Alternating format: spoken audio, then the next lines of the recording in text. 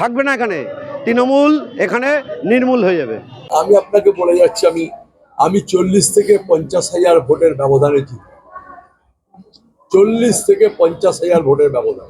আপনার সাথে দেখা হবে, আমার বলবেন যে সেদিন বলেছিলেন 40 থেকে 50,000 ভোটের ব্যবধান। আমি নির্বাচন পার্টিসিপেট করছি 6 নম্বর, আর আমি 17টা নির্বাচন পরিচালনা করেছি। 17টা নির্বাচন পরিচালনা করেছি। সুতরাং আমি কোনো গালাগালি যাব না। আমি যে বিধানসভা কেন্দ্রে দাঁড়িয়েছি, এই বিধানসভা কেন্দ্রের শিক্ষিত হার হচ্ছে 91%। 91% শিক্ষিত মানুষ বসবাস করে। গালাগালি দেওয়া মানে আপনার যে গালাগালি দেবে তার অন্তত একটা পরিবার থেকে একটা করে ভোট কেটে যাবে।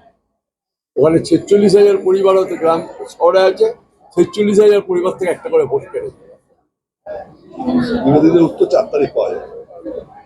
4 তারিখে আমি